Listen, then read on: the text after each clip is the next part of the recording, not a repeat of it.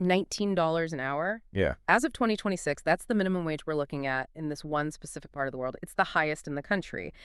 And on paper, that sounds incredible, doesn't it? Like you found a way to hack the system.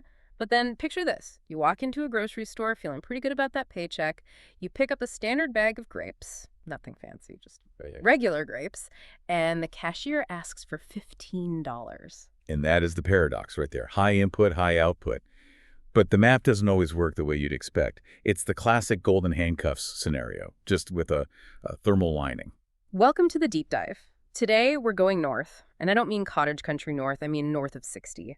We're unpacking a 2026 guide titled simply Nunavut Dis. It covers the logistics, the economics, and the sheer biting reality of moving to Canada's newest and largest territory. And our mission today is pretty specific. We're not looking at this like a travel brochure. We're trying to answer a financial question for you. Is moving to the edge of the world a golden ticket to fast-tracking your finances, or is it a financial trap for the unprepared? It's a calculation of risk versus reward in its most extreme form. The source material makes it really clear. This isn't like moving from Toronto to Vancouver or New York to LA. You're basically joining a survival community. The stakes are physical, they're psychological, and financially, they are so much higher than people realize.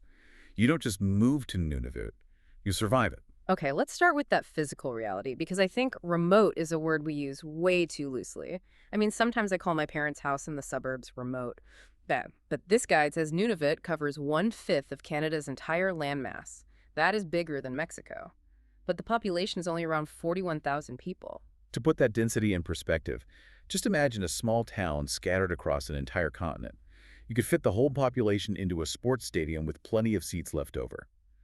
But the headline statistic, the one that really stops people in their tracks, is the infrastructure.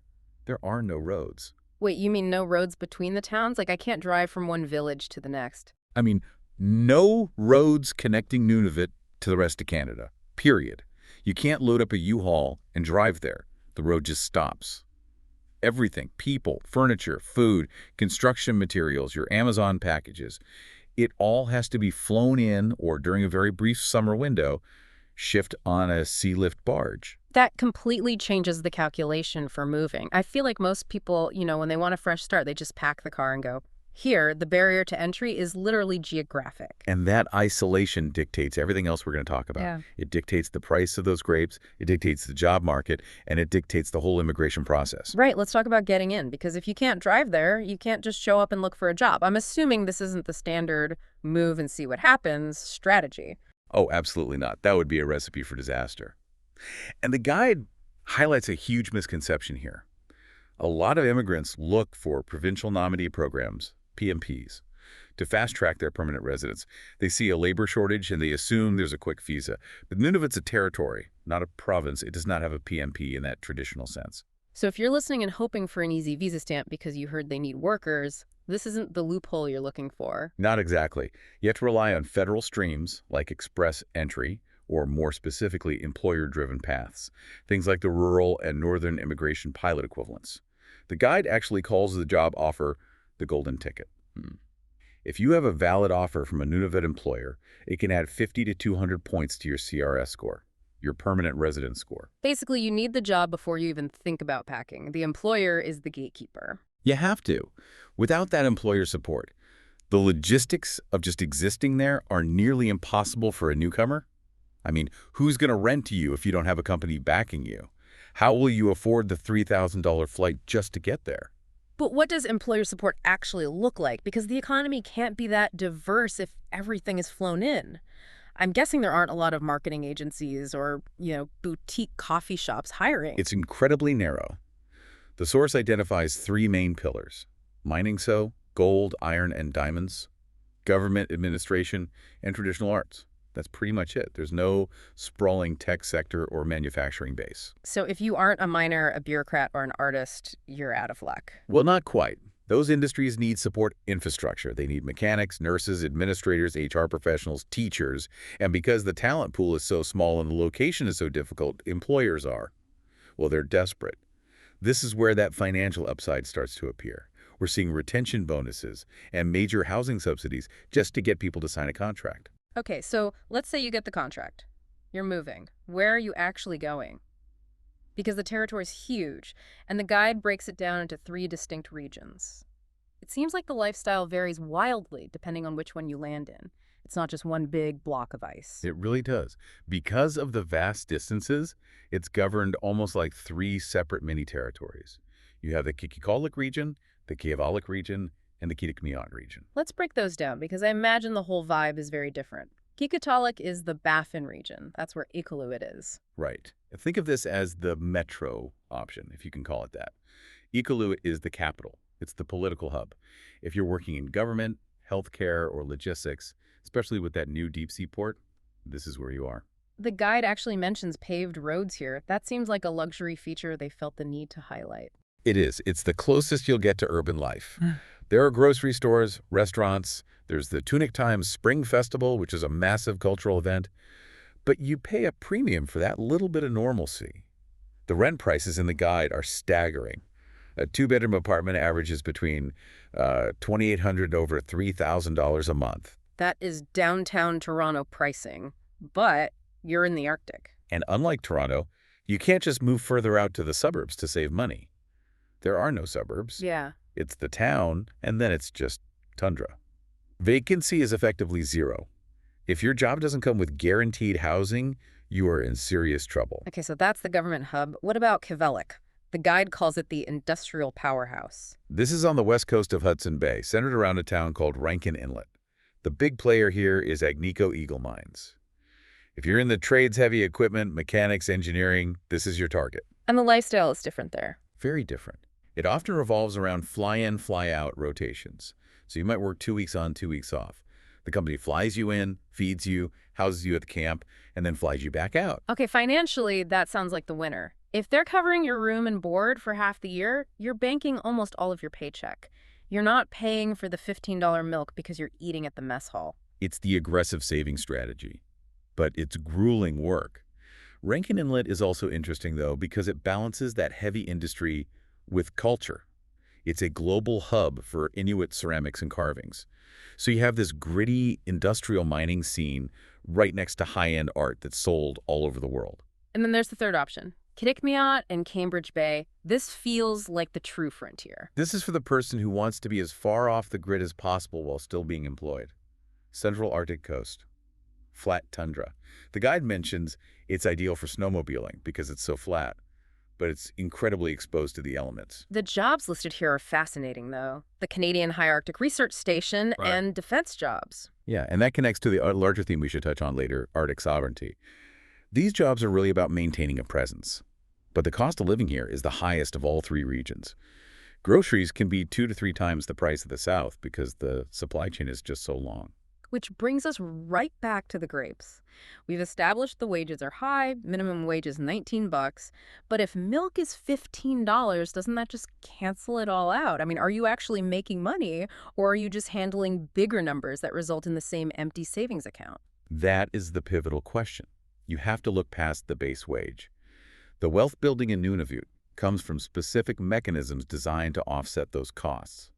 If you just live like a Southerner, buying fresh groceries every day, heating your home without subsidies, you will go broke. So what's the mechanism? How do you hack the system? First, income.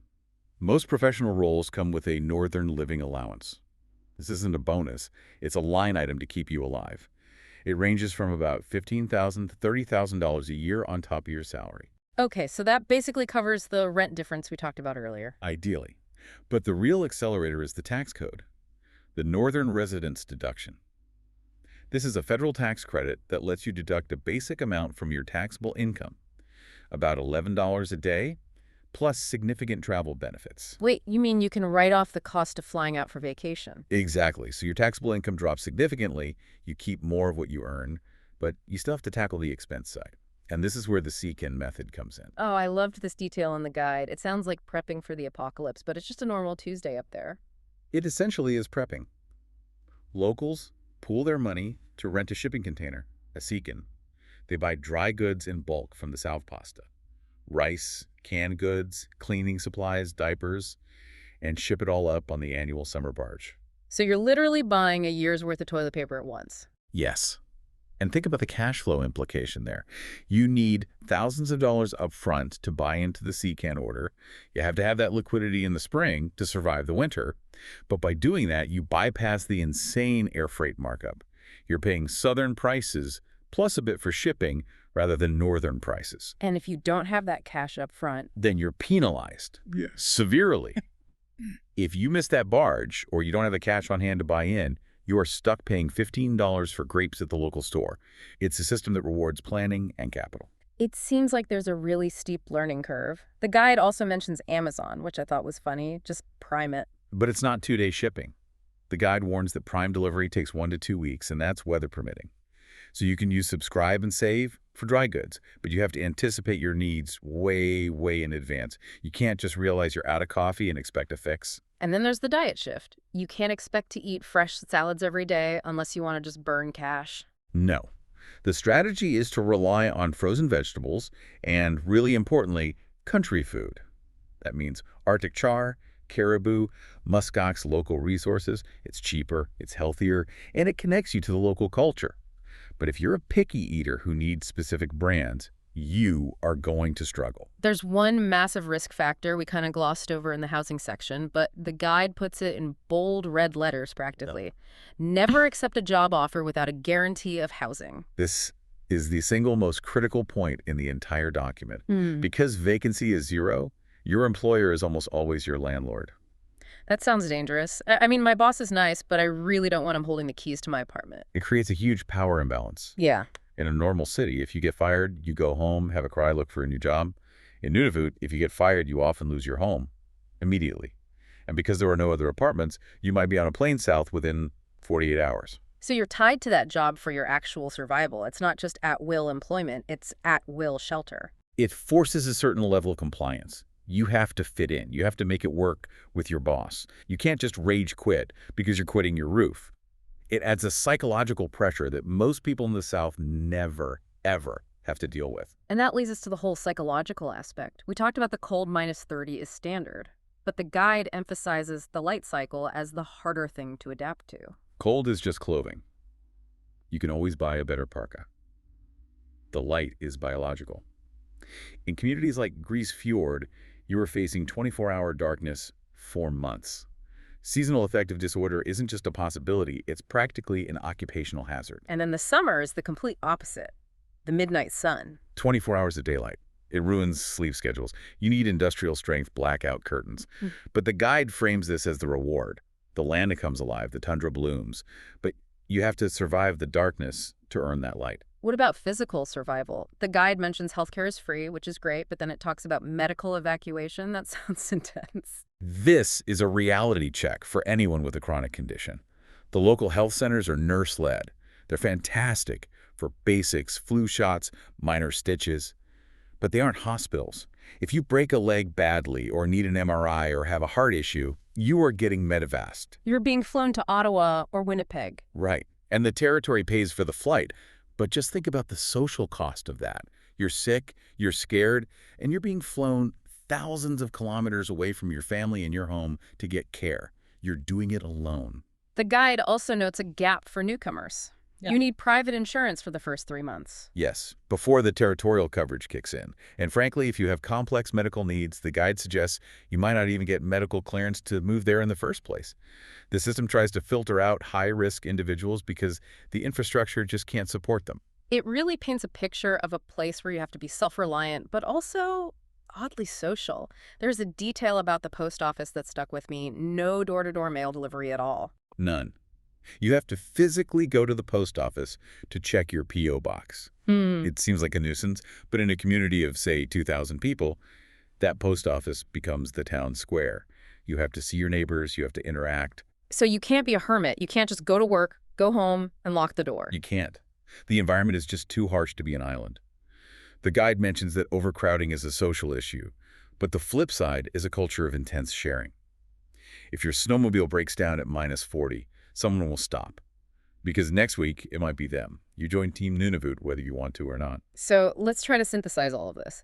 If we look at the balance sheet, you get the highest wages, massive tax deductions, a chance to save aggressively because there's nowhere to spend money. No malls, no cinemas. But You trade your autonomy over housing, you endure months of darkness, and you are, for all intents and purposes, geographically trapped. That is the trade. It's a strategy for the resilient. If you can hack it for 2 to 5 years, you can return south with a down payment on a house that would have taken you a decade to save for in Toronto. It's a financial wormhole. You suffer for a little bit to jump ahead. Ideally. But I think there's one more layer to this, specifically regarding those jobs in Cambridge Bay we mentioned. The research station.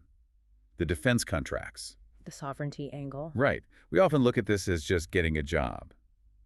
But Canada is extremely concerned about Arctic sovereignty. As the climate changes, the ice melts. Shipping lanes are opening up. The Northwest Passage is becoming viable. Resources are becoming accessible. The Arctic is becoming a geopolitical chessboard. So by moving there, you're basically a flag planter. Exactly. The government subsidizes the North. The high wages, the tax breaks, the infrastructure, not just out of benevolence, but because they need Canadians living there to maintain the claim. You're participating in a critical national project. You're occupying space in a region that the world is watching very, very closely. That definitely changes the framing. You're not just freezing for a paycheck, you're holding the line. It gives a sense of purpose to the hardship, certainly. It transforms the experience from, I'm surviving the cold, to, I'm part of something bigger. So here's the question for you listening right now. We've laid out the math. We've laid out the risks. Could you do it? Could you trade your car for a snowmobile, your supermarket for a once-a-year barge shipment, and the sun for a few months of darkness, all for a shot at a brighter financial future? It is a question worth asking.